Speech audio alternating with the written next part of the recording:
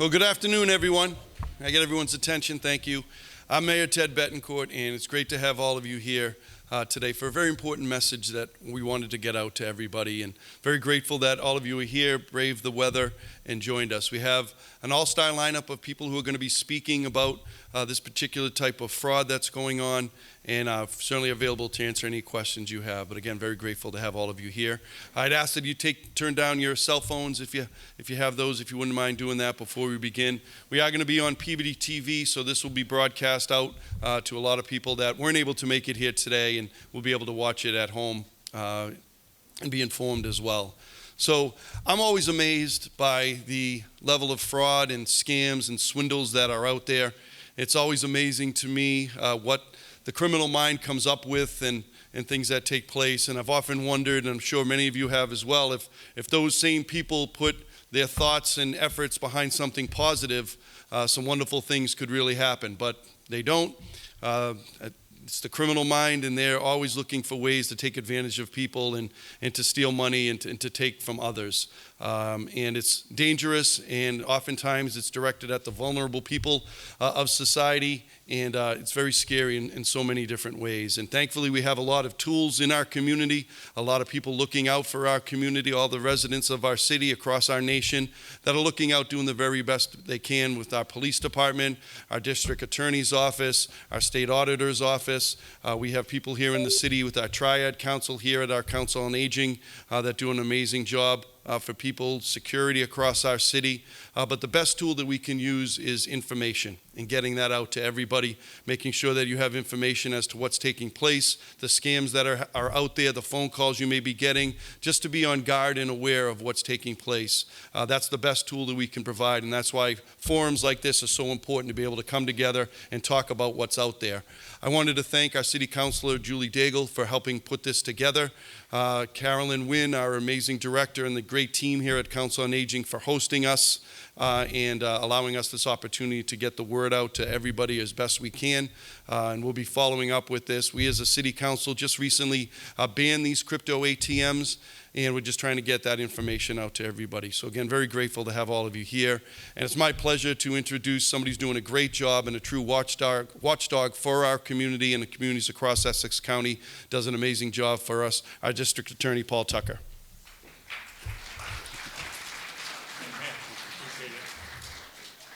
Thank you, Mayor. First, I want to thank all of you for being here. It's pretty amazing. We've had the snowstorm that we did, that everybody is kind enough to come out and listen to what I think is an extremely important message. I do want to take a minute to thank Mayor Betancourt and Councilor Daigle. When Julie was the council president last year, there was really true leadership at the municipal level to ban these machines. What I'm going to do today is to walk you through some of the more common scams that we see, and then I just want to spend some time on the actual Bitcoin machines themselves and tell you a little bit about the issues that we're having with them. So we'll talk about the scams, and then we'll talk about the actual means by which these scammers are trying to separate you from your hard-earned money. I also want to thank the Peabody Police Department. Chief Griffin and his leadership and the officers have done a fantastic job. And one of the cases I'm going to talk about is a Peabody case where Peabody PD acted very, very quickly. And in some of the more unusual events, we're able to get some money back. So I'm going to talk about the difficulties we have in terms of that as well. I also want to welcome our auditor, Diane DeZoglio, a friend from my days in the State House, doing a great job at the state level. And here, thank you for joining us today, Diana, as well. You've been a good partner to us, so thank you. We appreciate that. So I want to talk first about some of the types of scams that we're seeing and really how difficult they are and why education is so important. Now, bearing in mind that the vast majority of people who are being scammed are our senior citizens. And unfortunately, these scammers have gotten very good at what they do. They're very persuasive, and when they get you on the phone or they reach you through the computer, they're really good at really kind of tugging either at your heartstrings if they say this is a family emergency, or really kind of preying on folks. So one of the first things we see, and we see it quite often, is something that we call the grandparent or family scam. Now, oftentimes we get people that come to us and say, I would never fall for this. This is just something I think I would know right away. Actually, a lot of those folks are the first ones that end up getting scamming. So in this grandparent scheme in particular, this is insidious because they're calling and they're saying that they're a family member, that they've got some type of a family member, usually a grandson or granddaughter, is in trouble, and that they've either been arrested or they're hurt or they're in the hospital, and you've got to send money right away. And they're so persuasive on the phone that people actually follow their direction. We've seen this in so many different ways. There's also a takeoff on this, something we call the romance scam, where they'll call somebody, they'll befriend that person, and develop a relationship either over the computer or by phone. Again, we say to ourselves, who would fall for that? You'd be surprised. We had somebody actually in the office this month that was sending money to somebody that they thought they were in a relationship with. They were in a common chat room on the computer, and he started talking about music. And this guy claimed that he was a drummer for a band from the 1970s, happened to be a band that the woman who was the victim liked. This went on for months and months and months. Finally realized it was a scam. The other piece on the grandparent scam is something that we're starting to see now. You've heard of this artificial intelligence, AI. One of the things that it can do, it can actually mimic a voice. If your voice is out there somewhere in the public, they can manipulate that so it actually sounds like the real person. You may have seen about a year or so ago, somebody got a Joe Biden, former President Biden's voice, and they put it in through this AI, and they were sending calls out. It was not former President Biden, but it sounded exactly like him. If somebody could get a hold of your voice, and there's different places to get it from, this is one of the things that they're using. Government officials are not going to call and ask you to send money. They're not going to ask you to go buy gift cards. We're going to talk about that in a minute. What we're seeing now is that people are posing as calling from Social Security, calling from the FBI, calling from the IRS. The FBI one is interesting because we've had now a few cases where the number that comes up on your caller ID, you can read it. And what they've done is, it's called a spoof. They've actually able to spoof the number. So here's what happened to a local resident. They get a call from a person who says an FBI agent, that they're being investigated for some terrible crimes, and that if they want to pay a fine ahead of time, they'll probably be able to take care of the case. So the person rightly said, this doesn't sound right. So they got the number that came in through caller ID, they put it in the computer, it came back to the FBI office in Atlanta, Georgia. Now the person thinks that they're really dealing with a true FBI agent. It was a scam. They were able to spoof the number. How many times have you gotten a number come across that says Peabody, Danvers, Beverly, Salem? It's a scam, and it's probably coming from overseas. This morning, and Scott DeLay from my office is with us, he just got one on the way here. I've gotten 2 this morning already, scam-type calls, calling me. Wouldn't that be kind of interesting if I could do a little undercover thing with them and maybe try to pull them into it? But it's so pervasive. Think of it from the scammer's standpoint. They're working in call centers. As I said, most of them are out of the country. If they make 1,000 calls a day and they have a 1% success rate, that's still a pretty good day if they can get these people to put money into either gift cards or these Bitcoin machines. So let me give you an example, a real-life example. There's a woman that from Salem, and she actually made a public service announcement video for us. Her first name is Becky, and she talked about how she got scammed. She was a 30-year state employee, went to law school and graduated, and one day she's home on her computer and she gets an alert that comes across. Call this number, very important, federal law enforcement agent. She called the number. The person convinces her that somebody is using her ID and they've got to try to catch this person. So what they need to do is to get some type of information back and forth, say like a bank account.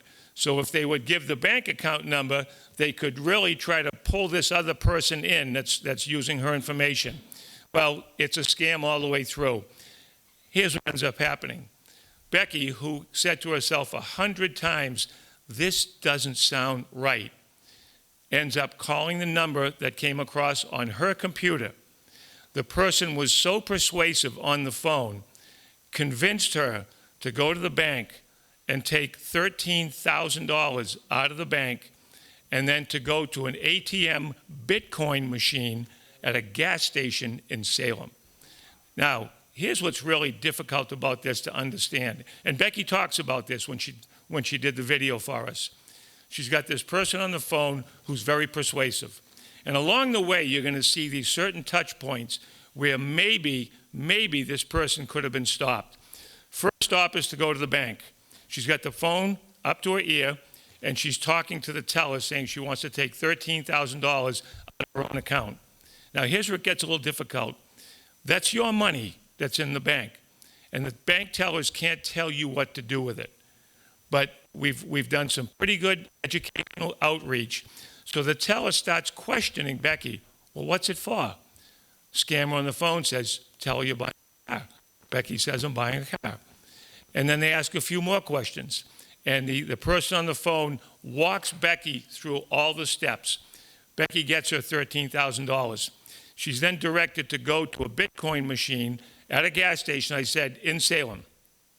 She goes to the machine and starts feeding $100 bills into the machine. Somebody comes over and says, you know, these things are involved in some scams. And the scammer says, I'm a federal agent. Do not talk to that person. Continue to put the money in. We need this to make the case. She puts $13,000 into the Bitcoin machine. And that's not enough. The scammer then directs Becky to go to Target on Highland Avenue in Salem and purchase several $100s worth of gift cards. Then what they do is they tell her to scratch the numbers off. The scammer takes the number. Becky does it. And the whole time when she's doing her public service announcement for us, she tells how she's saying to herself, this isn't right. This isn't right. This doesn't seem right. But the scammer was so persuasive, she did it. It wasn't until she got home that her partner said, where have you been? And she said, you're not going to believe it. Somebody was impersonating me. I had to work with federal law enforcement. I was able to do this. They're going to reimburse the bank account for me. I hope they catch the person. Well, day 1, day 2, day 3 goes by. She calls the number back. Of course, there's nobody there. And then she finally realizes she's been scammed. And what's so difficult about this is she's a senior citizen on a fixed income, and that money is now gone. The chances of recovering actual cash after one of these scams is pretty close to zero. My office has been very aggressive about trying to get money back for people, and I'm going to say our success rate might be 10 to 20%, and that's really good compared to other law enforcement agencies who have had not much success at all. The scam that Becky ended up following through on and being a victim of was a message that came through her computer, and part of it also said, be careful, we're looking out for your best interests. There also may be a virus if the person who is impersonating you, if they try to reach you.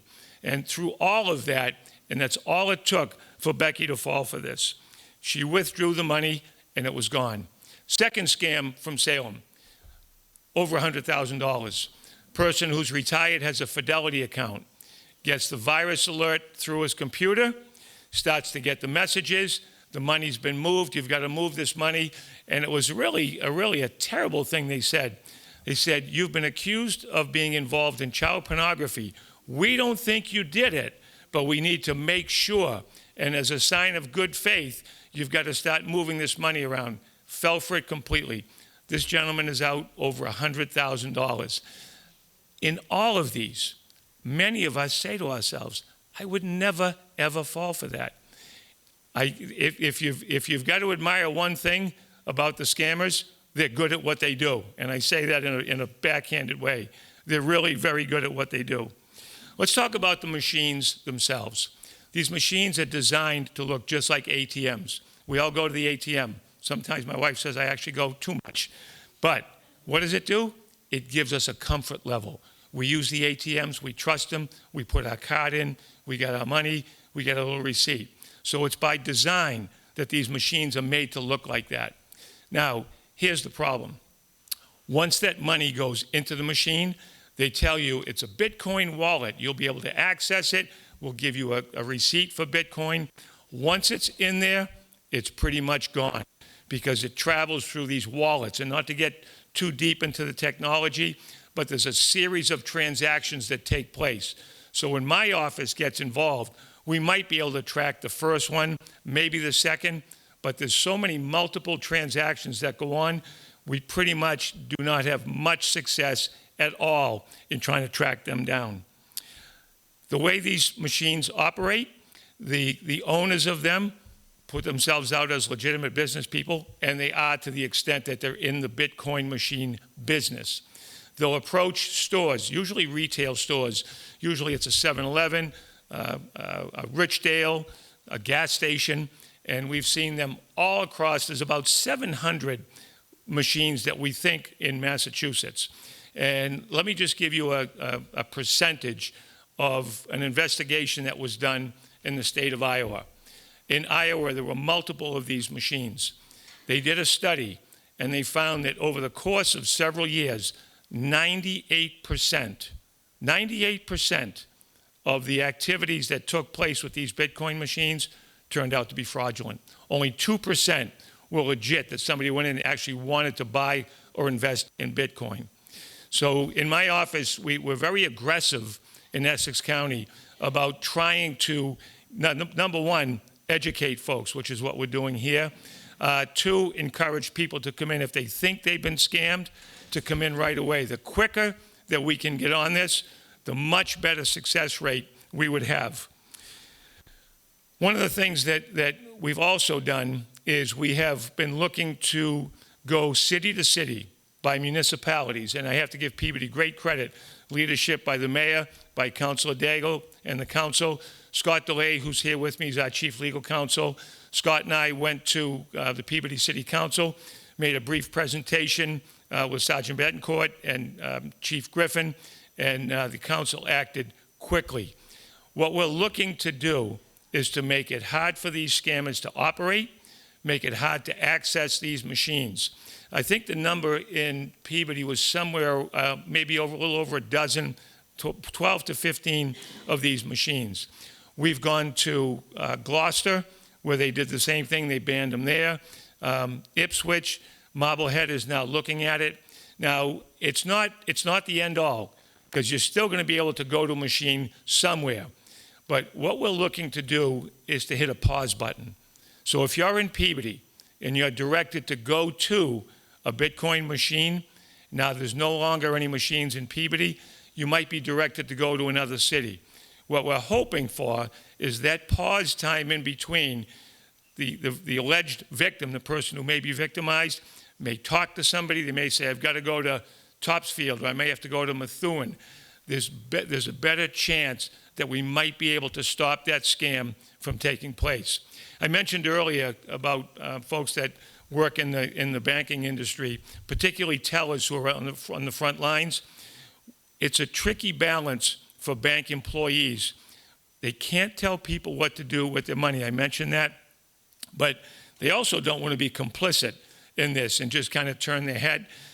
We've had many cases where concerned bank employees have quietly reached out to family members and say, you know what, your dad or your grandfather or grandmother is here. They're trying to withdraw a substantial amount of money. And that, thankfully, in some cases, has been able to stop some of these from taking place. We have some interesting cases where bystanders, we had one in particular at a 7-Eleven, where a bystander went up to a senior citizen, a woman, and said, please don't put that money in there. She said, no, I have to. And they ended up talking her out of it after she had put several $100s in already. So what we're trying to do is to raise awareness that these, if a bank person asks you what's going on with this, to be honest with you about it. Give them the opportunity to try to stop this. Now, there's a few other things that, in terms of statistics. So in Peabody, since 2023, there's been at least a couple of $100,000 that has been reported, and I'm going to come back to that, been reported as being scammed. In Essex County last year, we have $11 million in documented losses. We suspect that number is probably twice that. And here's why I say that. When somebody is scammed and they realize it, oftentimes they feel a sense of shame that they were taken. They're afraid to tell a family member. They figure that the police might not be able to do anything about it anyway. And in some cases, people don't even realize that they've been scammed. We had a case where a woman put $245,000 into a fraudulent account, a woman who works at a business in Salem. We actually found out about it before she did, because we have investigators that were trying to be proactive. We see money moving around. It goes through this financial center. We approached her and told her she was being scammed, and she continuously denied it. This went on for several weeks. We asked her bosses to talk to her, and it wasn't until weeks later that she realized that she had been scammed. If we had not gone there, that probably would have continued until she had nothing left. That's how pervasive and difficult this is. Just a minute to talk about the psychological toll on victims. When you reach a certain age of retirement, you've got your life savings invested, something that you need to live out the rest of your life. When that gets taken away, the impact is immeasurable. We had a couple from Beverly, and I use these stories to show how this can happen to anyone. We had a couple from Beverly. They were both 85 years old. They lost $245,000 to one of these scams. They had nothing left in their account. The Beverly detectives did a great job. They chased it down as much as they could. We were unable to recover any of it. Think about the psychological impact, the emotional toll that takes on folks. This is just such a difficult topic. It's difficult for people to think about it. We all want to think the best of people. We want to think that people want to help each other. Unfortunately, there is now worse than ever these scams. It's worse than ever before. A couple more things. The local ordinances, I think, are a very, very good start. Secondary to that, there is some state legislation that's pending. Now, prior to having the job that I do now, I had a long career in the police department in Salem, and then in between, I was a state rep. I worked closely with your rep, Tom Walsh and Sally Kearns, who were wonderful, wonderful colleagues. So there is a bill pending in the legislature now, and here's what it would do. It would make sure that every one of these Bitcoin machines had warnings on the front of it. Basically, stop, take a pause for a minute, be careful what you're doing. Don't put money in this machine unless you check with a friend, a family member, a relative. So the warning is the first piece. The second would put a daily limit on how much somebody could actually feed into these machines. I think $1,000 is more than fair. The industry, by the way, is fighting us on this. They have lobbyists working against this at the State House as we speak. So instead of somebody feeding the $13,000 that Becky had to, or the $23,000, the one we had recently, a $1,000 limit, it's that pause. It's that pause button again. So that's the second piece of it.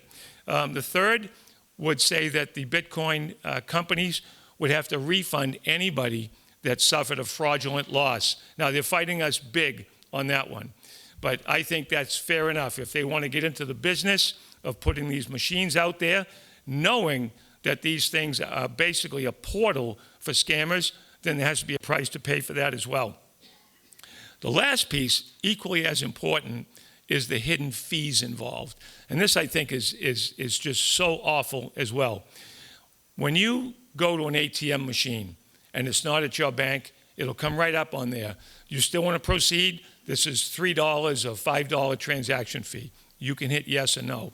What's happening with these Bitcoin machines, they'll tell you there's a 3 or a 5% fee. What they won't tell you is that upwards of 33% is also a fee, and it's nowhere until after you put the money in.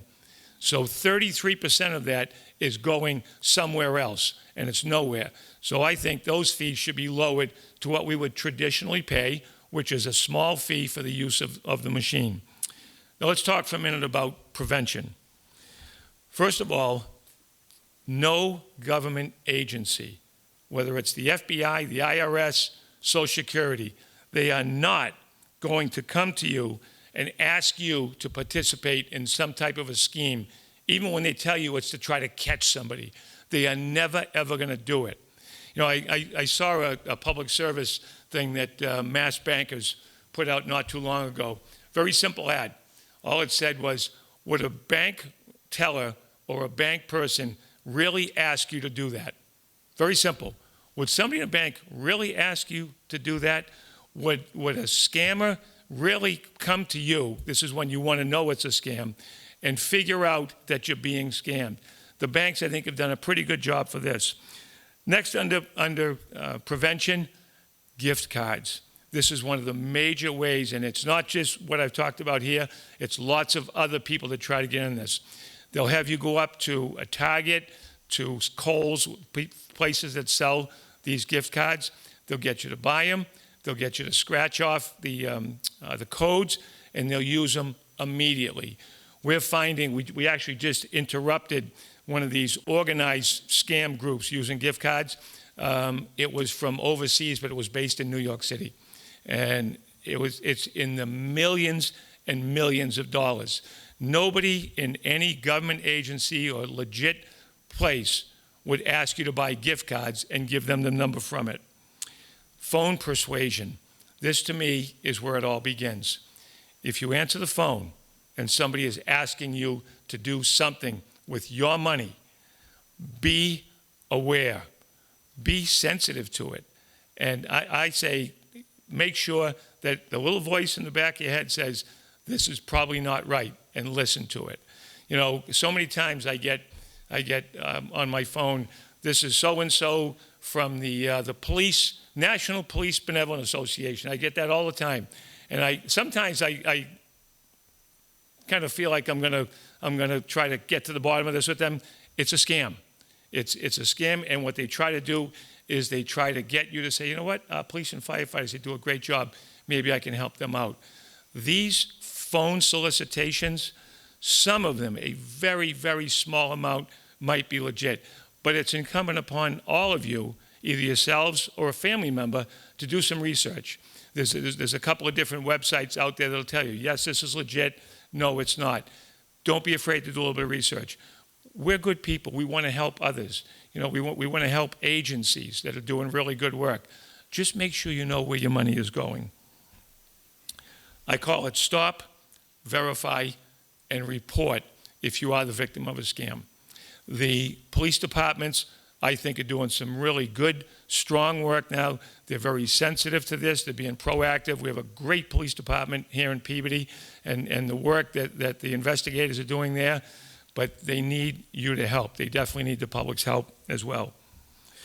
The Peabody case, we had a woman from Peabody that was scammed out of her money, went to a local store, and once we started talking about these types of cases, the educational awareness, particularly to this group, particularly to our senior citizens, it's about education and it's about prevention.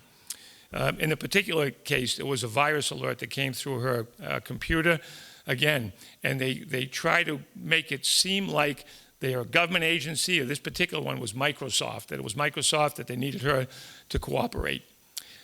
So happy that everybody came here today. This is important. You live in a great city, and the folks that come from surrounding areas, I see a couple of my friends from Salem as well. Apparently the draw here, I guess I should have come a little bit earlier. I'm told that the meals here are excellent for the price, so I may have to come a little bit earlier next time. But from my office and the work that we're doing, we need your help as well. Don't become a victim. You know, we have so many good things and good programs that we have, so many positive things, great things that are happening in the city of Peabody, but always keep in mind that there are some things that may not be as they appear to you. So that's a bit of a warning for today. And I guess the way I would leave it with you is to be aware, be sensitive to these things that are happening, and there may be some good people, there may be some good agencies out there. Just be careful. It's your money. You earned it. Don't let somebody take it away from you. So I appreciate it. I'm happy to take any questions, and I think, Julie, we're going to move on. Next up, I'm going to come back and take the questions. May I introduce our auditor? So let me just say a little bit of history. So I spent 8 years as a state rep, and Diana was one of my colleagues at the State House. She's moved on to bigger and better things as our state auditor, which is the watchdog, and it's fitting in perfectly with what we're doing here today. She's quite a singer as well. Actually, I'm not sure if she's going to sing today, but she's great. I'm happy to introduce our auditor, Diana Torigian.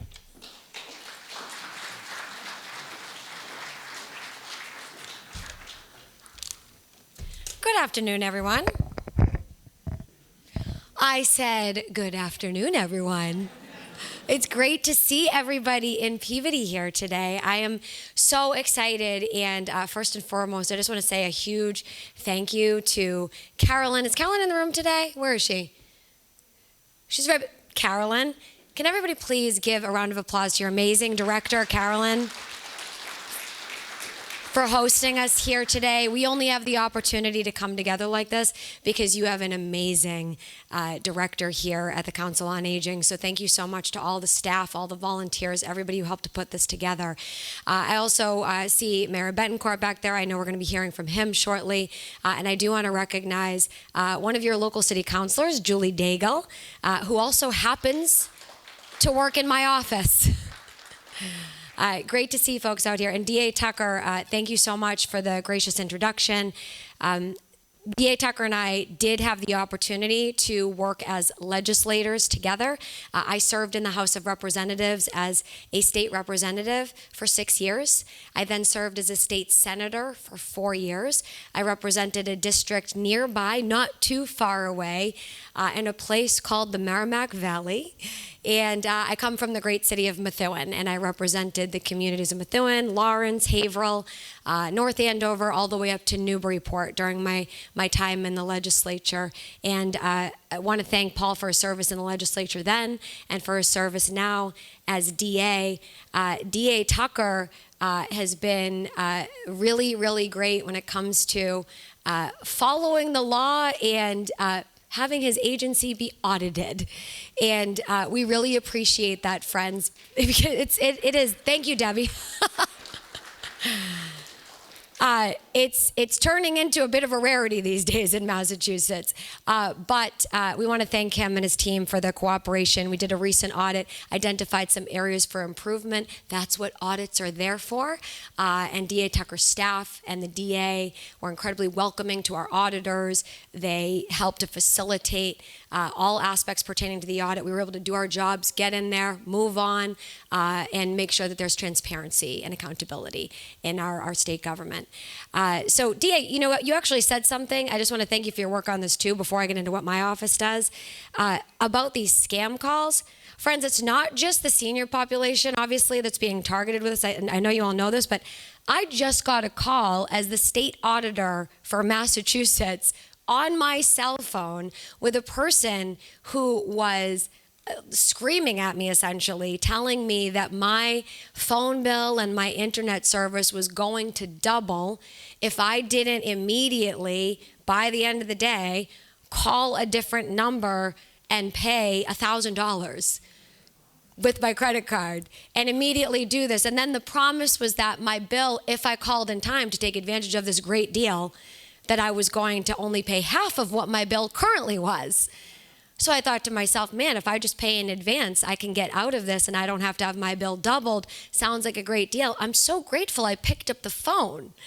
But as time went on in the phone call, it was able to be determined that this was a scam. But truth be told, I mean, I was kind of falling for it at the beginning because, you get nervous. You don't want your bill to double. We see what's going on with bills across Massachusetts right now with our energy bills skyrocketing, cost of living skyrocketing. And if you see an opportunity to save money, of course, the natural inclination is to take that opportunity and do what you need to do. And if they sound official, it can be easy to fall into that, right, for any of us. So I just want to thank the DA for highlighting that because it's a really big deal and it's happening to a lot of us right now. So what does the Office of State Auditor do with respect to fraud? Well, we do a lot of stuff, folks. We look at, in the Office of State Auditor, waste, fraud, and abuse, the potential for it in roughly 200 state entities across Massachusetts. And we do so with the intention to help make government work better. Like I said, I'm a former legislator. I want to make sure that our investments into our communities, that our tax dollars that we're all paying into the system, that those tax dollars are being used efficiently and effectively. And before all of you run away from me after I put this microphone down, I just want to let you know, I don't audit any of you. Okay? I don't audit any of you. I'm not the IRS. I'm not the Department of Revenue. We do not audit individual tax-paying residents. We audit state government for you, the taxpayers, to, again, make sure those agencies are functioning at their best. And a recent audit that we conducted of the Executive Office of Elder Affairs actually looked at services for our senior population in particular, and looked at elder abuse and neglect cases in the Commonwealth.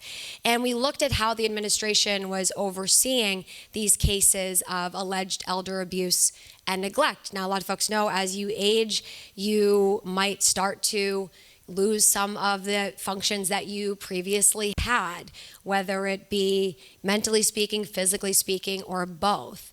And a lot of folks, unfortunately, have experienced abuse occurring or neglect occurring even within their own families, even from their own friends. Financial abuse, right? Folks trying to take advantage of people who can't get themselves to their appointments anymore, need to rely on other people for services, or might start forgetting things, right? So we looked at how Elder Affairs, the state agency, the executive office, has been overseeing these issues. And what we did is we looked at whether or not they were providing adequate oversight, and we found some significant areas for improvement. Namely, we found that they were not actually in accordance with what's required of them, reporting cases of suspected and alleged elder abuse and neglect to our district attorney's offices. Our district attorney's offices are able to prosecute and are able to make sure that these cases get followed up with and that you are defended against these types of abuses against you. But those cases were not actually getting reported either in a timely fashion or at all to your district attorney's offices, and that presents a host of problems, obviously, because you're not getting the help that you're supposed to be getting. So we wrote a report. We called on the Executive Office of Elder Affairs to step it up, to make sure that they are doing better by all of you. And we are going to be going back in for another audit pretty soon, and we're hoping that they have improved their systems since that last audit that we conducted. We also have a Bureau of Special Investigations that looks into individual fraud cases. Individual fraud cases. Anybody ever heard of Medicaid in here? Right, of course. So we want to make sure that Medicaid is as robust as it can be, that it is funded adequately so that those who are in need get these necessary services. We want to make sure that you have access to health care, that you can get what you need, and that program is functional and that it's funded appropriately. But in order for it to be funded appropriately, we need to make sure that the money that we're sending into that program isn't being misappropriated or misused when it comes to Medicaid, Mass Health, or any of these funds, right? So we have a Bureau of Special Investigations that detects individual fraud cases with folks who may be taking advantage of the system, who are not supposed to be getting those services, and we go out, we recoup that. If somebody is fraudulently collecting, we make sure that the agency knows about it, that they can go out, they can take action. We refer it to the Attorney General's office. The Attorney General's office can make sure that they pursue recouping that money, and we make sure that we're promoting accountability in Medicaid and Mass Health. We do this as well when it comes to things like SNAP benefits, right? Folks need to be able to have these resources. A lot of people are struggling right now. It's wintertime, it's cold, there are families in need. We also need to make sure that these programs are functioning, again, with a level of accountability, and people who are getting these services are actually the ones who are in need, so the people who are in need are not being robbed by people fraudulently collecting these benefits and maybe trading services for cash or engaging in inappropriate activities. So we have a fraud hotline, actually, and I'm going to just point really quickly, and if it's uncomfortable, don't feel the need to turn around, but we have a table back here. Does everyone see that bright yellow table back there? And Counselor Daigle want to wave to everybody? So it has sunshine and suns everywhere, because our office's theme, generally speaking, is we want to shine a light on some of the dark areas, so that we can know what needs to be fixed. We shine a light to promote transparency, to promote accountability. And if you go over to that table after today, you'll find all of our contact information, and you can call our office if there's something you'd like to ask us to look at or to examine or to report something that's of concern to you, and we're happy to chat with you. But all that contact information is going to be back at that bright yellow table. We do those individual fraud cases. We also did a report of Medicaid, actually, and we looked at Medicaid payments that went out. Capitation payments is what they're called, and they went out to managed care organizations in Massachusetts. But we actually did an audit report a while ago, actually, that looked at these payments going out on behalf of out-of-state residents. Out-of-state residents. Now, the individuals themselves, the audit report found, they were not actually the ones committing fraud, abusing tax dollars, or receiving services that they shouldn't have been receiving after they moved out of Massachusetts. They had moved to different places in the United States, and they had moved on, and they'd actually enrolled in their state's healthcare program. They had enrolled in their state's healthcare program. But we in Massachusetts, we did not, unfortunately, in our healthcare system here, we did not go into our own system of record when they moved out of state and update the system to recognize the fact that they had moved out of state and were enrolled in another state's healthcare program. So what happened was our audit found that over $80 million, taxpayer dollars, had gone out in these capitation payments to these managed care organizations on behalf of residents who no longer lived in the state. And again, we were able to identify this because it was compared to a federal database, which had all of these folks listed as receiving health care. So they did have access to health care. They were not without health care. But it hadn't been reconciled with our Massachusetts system. So clerical errors, administrative errors in some of these systems can cost taxpayers big. And the Office of State Auditor is able to go in to some of these systems that maybe haven't been examined for a while or maybe outdated. And we can help agencies to reconcile those differences between, for example, the Massachusetts system and the federal system, and ask questions such as, why is this person listed twice? And why is this person being funded from both of these programs?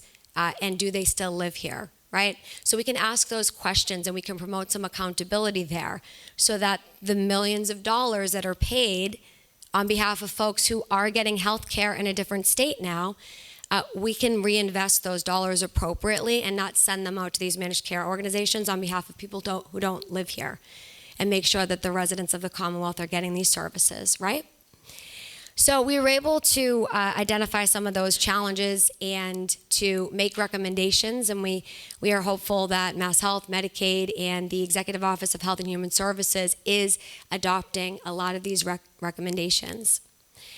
But some of the stuff that we also look at is fraud pertaining to issues within our state agencies, within our state entities. We've audited the MBTA. We have audited the Department of Children and Families. And we've been trying to audit, and I'm sure none of you have heard of this before, but has anybody ever heard of an institution called the legislature? You have. Friends, we have been trying to do the work that we do on behalf of taxpayers, following a 72% voter-approved mandate, making it law that our state legislature, our House of Representatives, and our state Senate are required to be audited by the Office of State Auditor, not by themselves, by the Office of State Auditor to promote transparency and accountability within our legislature. Now, little history on this. Massachusetts is frequently ranked as the least transparent state government in the entire nation. Now, we rank first in a lot of areas, and we should be proud of that. I'm a proud Massachusetts resident. I love my hometown that I still live in, and I love our communities, and I love the people of Massachusetts. And I also love transparency, accountability, accessibility. And I think that Massachusetts, for all of the wonderful people that live in this great state, can do a lot better in terms of ensuring transparency with how our tax dollars are being spent. And I believe that Massachusetts should be leading in the nation right now when it comes to some of these issues, especially pertaining to issues of basic democracy, right? Because we hear about democracy being undermined at the federal level a lot. That's what makes the headlines. That's what makes the news. There are a lot of issues going on at the federal level. But as a state elected official here in Massachusetts, I can say that we have an issue with democracy being undermined as well right here in Massachusetts. Because when you have 72% Republicans, Democrats, liberals, conservatives, everybody in between come together and voice their concerns, vote for something to become law that's as simple as an audit being conducted. And the powers that be block that from happening, deny the results of the election, deny the will of the voters, and say that they're above the law. And if I might quote our Speaker of the House with respect to the law, and I quote, compliance is in the eye of the beholder. I don't know how many of us could get pulled over by Captain Bonifani after this and say, excuse me, officer, but compliance is in the eye of the beholder. But we have folks up at the State House right now who do consider themselves above the law. And there are a lot of people up there who are friends with each other, who have known each other for quite a while, who politically support each other, and that's okay. But what's not okay is that those relationships, those conversations that are happening behind the scenes have allowed for some of the most powerful politicians in Massachusetts to get away with breaking the law right in front of all of us, brazenly and boldly, knowing that no one's going to enforce the law and that they're going to get away with it. And that's something that I think we all need to be very vigilant about. It's a nonpartisan issue that impacts every single person in the state of Massachusetts. And I, for one, would love to see us really make sure that we continue to voice our concerns about that and lend support for the law being followed, for the will of the people being followed, and for transparency and accountability to be paramount at our State House. That is the people's house. It's not the politician's house, right? It's the people's tax dollars. It's your money. It's not anyone's private money. It's the people's business. It's not private business that's getting conducted at the State House. And for those of us who are subject to what's known as the public records law, Freedom of Information Act. Anybody heard of that? If you call our offices, if you call Mayor Betancourt, if you call Councilor Daigle, DA Tucker, any of us, we are actually all subject to what's known as the Public Records Law here in Massachusetts. If you need a receipt, you'll get a receipt. If you want to look at what's been happening in our office and you want to review a state contract that went out, you are able to get access to that state contract and you're able to review that for yourself. You just need to submit a public records request. And by law, you are entitled as a resident to be able to get access to that information to make sure that we are promoting public trust in government. But right now, we have a state house that exempts itself from the public records law. So they're not subject to open meeting law, like your local officials are. They're not subject to public records laws, so you don't get access to the information that you might want on any given day, like you can from every other government entity. And now they don't want to follow the new audit law that you just voted for. So are we concerned about potential fraud, waste, and abuse? Absolutely. Absolutely. Because if you're not letting somebody into your home, what might be a reason why you don't let someone into your house? You're hiding something. And you don't want someone coming into your house if it's dirty, right? So right now, we have a state house who's not allowing us into their house. And people can only come to the conclusion, what are they hiding? Right? What are they hiding? Because I can tell you something right now, when we get to audit all these different state entities, it's not like we get pom-poms raised for the auditors when they come in. A lot of people find it annoying, even though DA Tucker is smiling right now. He knows, it's an arduous process. It's not always fun being the hall monitor, okay, going into these agencies. But they comply. We bring them through the process. And a lot of times, it's not a big deal. We review the receipts. We reconcile any differences. We encourage people to do better record keeping, things like this. And they do. And then we can move forward, and we're all the better for it.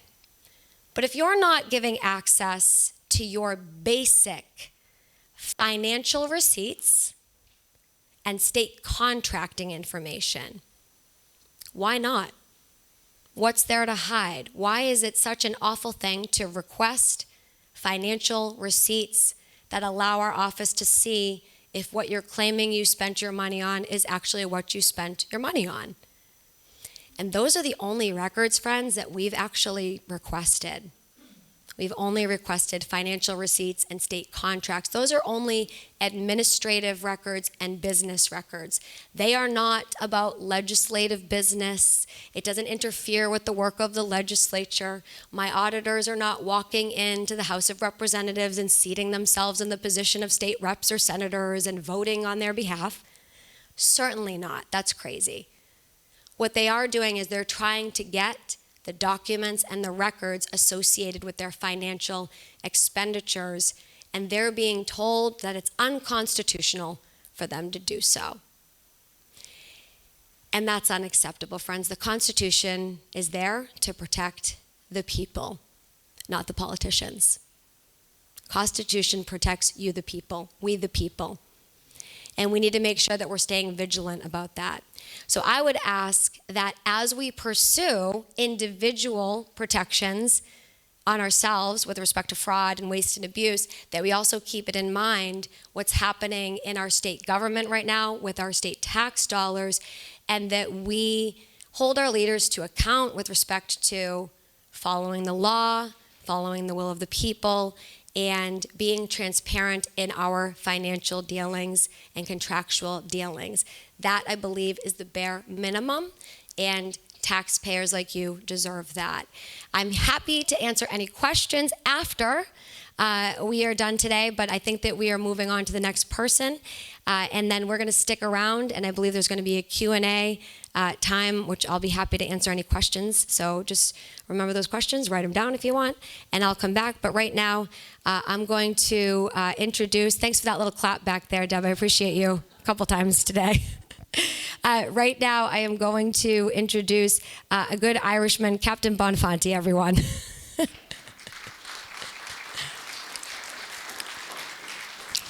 You have a lot of Italian Americans in here. I just want to say, you got Bonafanti, you got DiZolio up here, so we're very glad to see you, Captain. Take it away. Thank you. Thanks, everyone.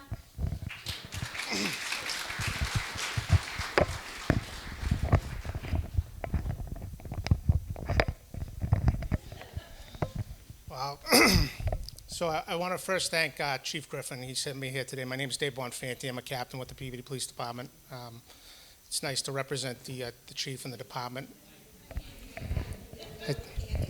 I'm not as good as these guys when it comes to microphones. Can you hear me better now? All right, good. My name's Dave Bonfanti. I'm a captain with the Peabody Police Department. I'm happy to be here today to represent Chief Griffin. He's busy doing accreditation process at the station. I want to thank Mayor Betancourt, DA Tucker, the state auditor, Julie Daigle, and City Council, and Sergeant Betancourt for putting a lot of this stuff together, including the city ordinances. Funny story this morning, I was walking down my stairs and my wife goes, she goes, what do you have, court this morning? Because I never have to wear a tie. And I said, no, I'm lucky. I go, I get to, Julie Daigle called me, she said that I'm going to be at a scam, a fraud for the elderly people. And I said, oh. So she goes, oh. I said, I'm looking forward to it. I really like listening to Mayor Betancourt, and I like listening to District Attorney Tucker. It would be nice. I agree the food here is excellent. So I figured it'd be good. Never in a million years did I think I would be backing these speakers talking. I mean, they're all three of them. There is nothing that I could tell you right now that I could retouch on what they said. However, there is a few things as a police officer I have to say. Every time that we get a call at the station, the first thing out of their mouth is, I'm so embarrassed to be making this phone call. And I'm going to get back to that in a second, because I wrote this down.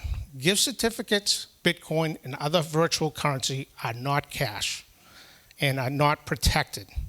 They exist only on the computer, and once the money is sent, it is gone forever.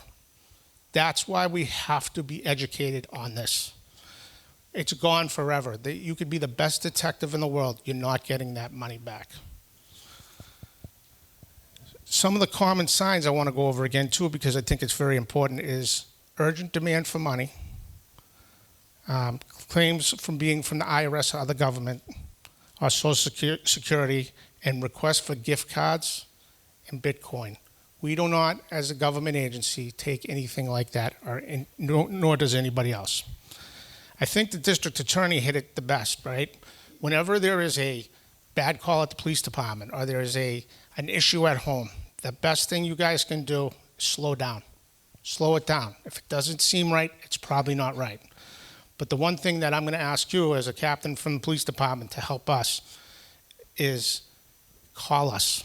If it doesn't seem right, we'll send a cruiser, or you can come to the station and we will look into it for you.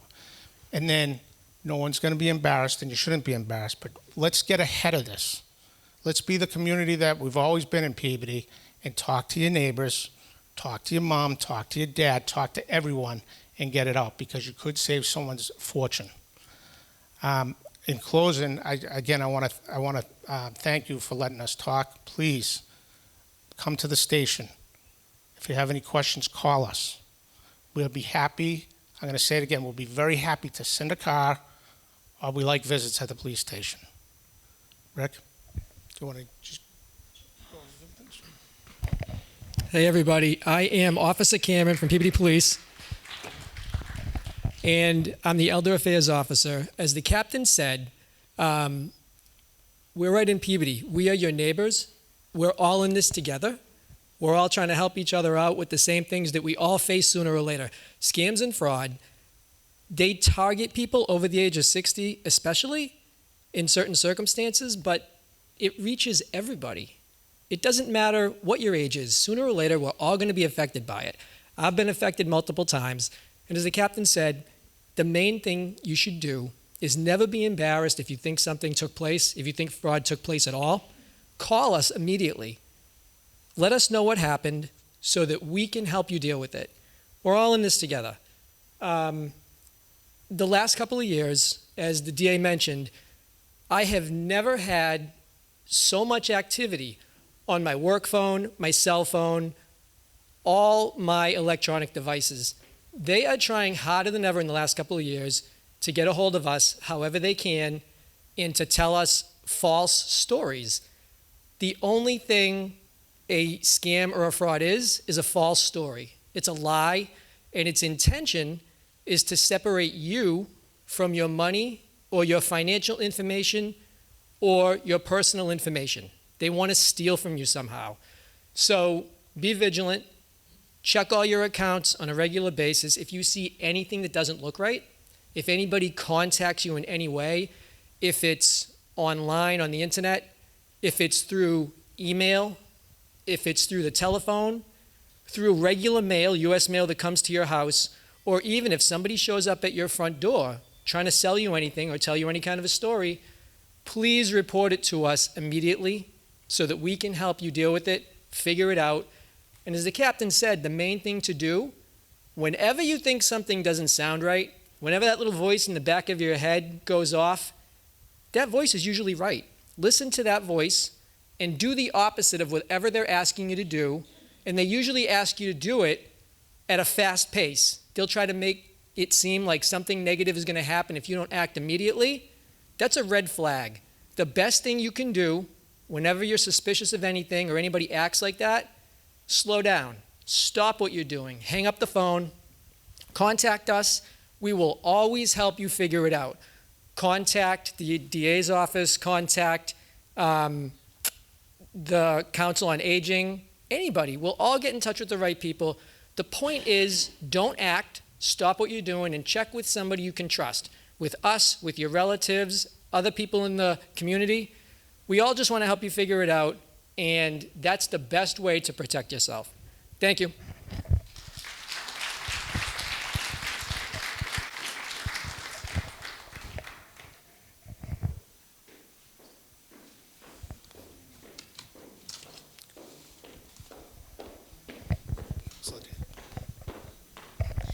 Thank you, Captain. We ran a little bit over our 1 hour window, but whoever's willing to stick around will open up to questions and answers. If you have a specific case, I would suggest that you reach out individually to police or the DA or the Council on Aging or the mayor, but the mayor was kind enough to come up and offer to MC the Q&A. So if anyone does have any general questions, we'll open it up for a few minutes to that. I see Marie Bishop with her hand raised.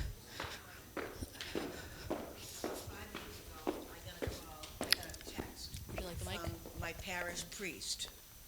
There you are, Miss. I got a text from my parish priest who asked me to get gift cards for a parishioner who was in the hospital. And 5 years ago, I respected my parish priest, so of course I went right down to Stop and Shop and bought the cards. I did call the rectory, and they said the Father John was not available. But then when I called back again, they said, "Oh, we've all got those calls. Don't buy the cards." So even your parish priest they can pretend that they're someone that you need to trust. Thank you, Mrs. Bishop. Any other questions? Sir, you were first, but she's closer. I'm sorry. I'm going to take her. About 3 times this month, I've gotten phone calls on my cell phone from Chase credit card asking if I had made certain purchases, which I had not, and that's as far as I let them go. Before they asked me anything else, I said, I will contact Chase myself. They hang up on me, so you know it's a scam. Thank you very much for that. Sir, thank you for your patience. So I'm concerned about veterans fraud. I represent about 25 or 30 veterans here in the center. We have an annual meeting, a monthly meeting. And we have been aware of some of these 501 organizations who have represented themselves as friends of veterans and taken money and then used them for other purposes, or just stole the whole thing. So I know there's a couple of cases in the state here. I don't know what their status is, but that's one of the areas that we're concerned about. So we actually get a lot of folks calling. Thanks so much for the great question. I should use this area. We get a lot of calls about nonprofits potentially breaking the law, committing fraud, misusing funds, and our office, generally speaking, refers them to the Attorney General's office. The Attorney General's office has a division specifically dedicated to rooting out fraud in nonprofits and making sure that there is accountability with respect to those nonprofit organizations. So I know, DA Tucker is on this as well. We're happy to take some of your information back here about which ones you have concerns about and make sure that we refer those cases to the Attorney General's office and make sure you get followed up with. I believe there's one case that's they're investigating, but it's been going on for like 2 years now. Is this Murphy? Yeah. Because it's not my office, I can't speak to it, but if DA Tucker wants to. I'm actually familiar with that case. This gentleman that Joe's talking about actually set up a company, and he was a convicted felon previously. He set up a company. He had people in front of Stop and Shops, Star Market, collecting on behalf of veterans. It was a scam. That gentleman has now served a prison sentence. I will add one other piece. When I was in the legislature, I think you might have been when we did the Stolen Valor Act. So there's some good protections for our veterans. We did the Stolen Valor Act. If somebody holds themselves out illegally as a veteran, tries to get some type of benefit, it's a pretty strong law we put in place. We are seeing a lot of it. We see a lot of folks that claim to be representing veterans organizations, and we're very aggressive about making sure that they are legit, because some are, but many aren't.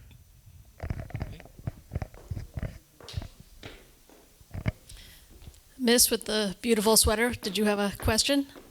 Yes, I don't know if this is, when I read about what this meeting was going to be about, I'm not so much concerned about the money part.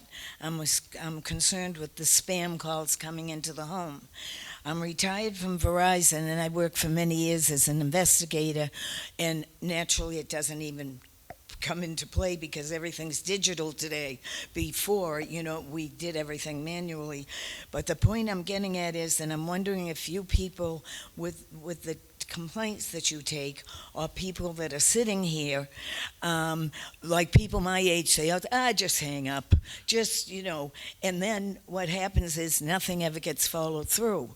I have something right now. I'm retired from Verizon, as I said, and what they did was they put us in our health care, they put the prescription part in CVS.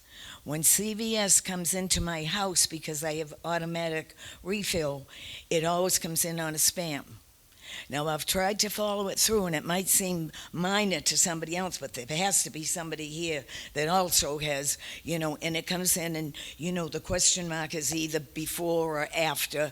I wrote some of them down, like Chattanooga and 413. I know that's the Springfield part of the, Massachusetts. But my question, I guess, would be, I have called several times. The last time was a couple weeks ago. I asked for a supervisor. This is for what's going on. And I guess my question to you is not so much the money, but where do I go to? Like, you don't go to the telephone company. And so when my answer now was with the CVS, I never can get a supervisor. And the last one said to me, all I can tell you is, don't you worry about it, because we have a 3-day turnaround time. We all know what turnaround time is like. You can't just fluff it off. Well, now it's about 13, 15 days, and I know I'm not going to get one. But I guess my quick question, maybe I should have asked it individually, is where do you start when, I did have the call a couple of weeks ago with the voice that was trained to sound like a great niece of mine. The story was she had a lawyer with her. She was in the jail and she had a lawyer, and the lawyer came in and told me if I paid the money for her, she could get out that day. Now, the voice was perfect. And so I was interested when you said that. Obviously, I didn't do anything, but they wanted $12,000, and at the end they'd take $500. Yeah, and I'm retired from Verizon, so they say you have a good pension and Social Security. They even told me that. But I did just wonder, who would you call? Like I said, it's not the telephone, and they're not asking for money, but they did ask me for money, but it was supposedly a relative. And I know it wasn't. Oh, DA, do you have an answer? Okay. And this is very common, what happened to you, and there's really two ways to look at it. If it's an individual fraud, individual crime attempt, that would come through the local police department, would come to me. On the spamming that we're all getting, I would suggest the Attorney General's office. They have what's called the Consumer Fraud Protection Unit. And if it's overarching, like I've already gotten 2 spam calls this morning. So the AG's office is better equipped because they can handle it statewide. And if they get thousands of those complaints, they can do something about it, more than just if I got a few individual ones. But in terms of the individual fraud ask, local police department, then it comes to me. Okay? Thank you, Dee. Hold on, miss. Let me get you the mic, and then we're going to go to the chief, and I think we'll wrap up. I'd like to know about the company. I can't hear myself on this. That call you and say they can expunge your student loans, which I have, or your IRS payments. How do you get rid of them? They come in, and by the time I have answered them, they've got my personal information. And that's out there. So how do you stop? They sound very legitimate, and they don't want much money up front, but they want monthly payments to expunge my student loan or help me settle an IRS.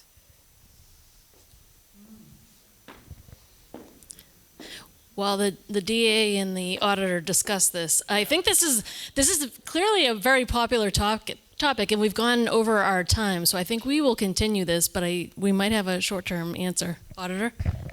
The consumer protection aspect of the Attorney General's office would be the place to report that. And just individually, friends, how many people here get spam calls? Okay, all of us, right? My cell phone is constantly pinging, not just with these fraudsters, but just with even just spam, right? Which is just vote for so-and-so, vote for this, donate money to that, all of these things, right? And when you're civically engaged, you get this stuff too, right? So I know there are a lot of civically minded people in this room, and participating in different things gets you on different lists, right? Lists are shared, your number gets out there, your emails get out there, and then folks have it. You can report it to the AG's office, to that Consumer Protection Division, but also just yourself. This is just me personally talking to you. You can also delete and block if it's on your cell phone. Swipe it over, delete, block. Yes, you can press end to end. Yes, you can press stop to stop. But also you can delete and block and report it as spam sometimes as well. So just make sure you're doing that too, just because, yes, they can get around it and they can try to hound you again, but it flags them and hopefully makes it a little less incessant. So hopefully that'll help. Yeah. Thank you, Auditor. I'm going to give one last question to our former fire chief, but I think before you give your question, I think there's some interest in this. So if we want to have another one of these seminars, the Essex County Sheriff's Office also wanted to participate. They're ironically doing the same presentation in Andover today. So if you have questions, I would encourage you to send them to, Mayor, the mayor, me, the auditor, the DA, and perhaps we can focus on those in a future session. Chief? I just want to thank all of you, especially our auditor, for coming and trying to work this out, because it's really, really sad when you get at my age, 85, the memory starts to slip, and, as you know, you forget all these things, and it's very hard to deal with all this. And I think one of the comments I would like to say is, I think we need to do more auditing of all these nonprofits, because I get all these people looking for money, and I have no idea if they're legitimate or not. So, there has to be some legislation passed so that we can do that. And one other thing about it is, anyone that runs for office, I think we should try to pass a law that everyone get a report on what this person does, what he did in the past, and so that we keep voting the same people in. Some of them shouldn't be there, should have never got there in the first place, and we know there's nobody perfect in this world. We'll all need to be checked. So our legislation needs to be checked like everyone else. So anyone that serves, so that we can correct and make sure that we are doing the right thing. If we ever going to make our planet last a little longer, because at the rate we're going, we actually not going to have a planet left, because we are using up all our resources, and we trying to destroy each other all over the world, which is a sad, sad commentary especially for education that we have today and the things we have available to ourselves. So I want to thank all of you that came over here and try to help to make our world a better place, because that's my objective, is try to make it a little better place before I leave it. I don't have that much time left. Thank you very much for being here.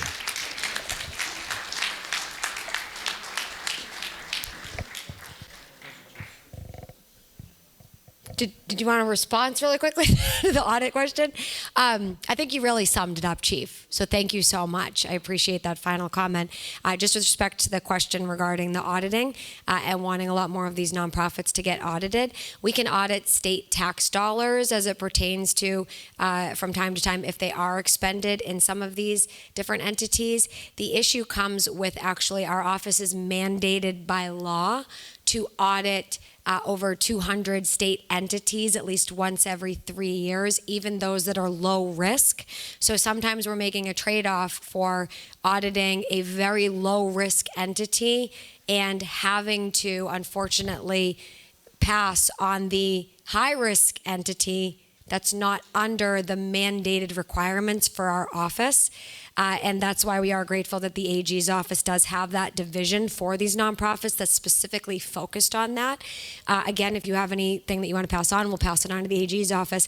With respect to wanting audits, technically speaking, rather than, investigations that might be needed, I would say if you want us to do more audits, please do your Office of State Auditor a favor. Call your local reps and senators and tell them to please vote for a budget for us that affords us the opportunity to start doing more budgets. You might have heard our office hasn't been really in favor up on Beacon Hill at the moment. We're not seeing the level of funding that we need to be able to really augment our efforts. We are hanging on. We are getting a basic adjustment. I know our DAs are getting kind of this lower level adjustment as well. But if we're going to help to save taxpayer dollars, we do identify millions in cost savings for the Commonwealth every year. We do want to see some investments in that fraud, waste, and abuse detection, because whatever dollars we're identifying and able to save, that money can go back into the state budget. And when we have audits that are identifying millions of dollars, for example, those millions of dollars can go back in. So certainly we're saving for the Commonwealth potentially much more than any investment that's made into the office. The rate of return is really, really great when it comes to offices like ours. So thanks for the support. Thanks for mentioning that, yes, even the legislature needs a check. Friends, absolute power corrupts absolutely, right?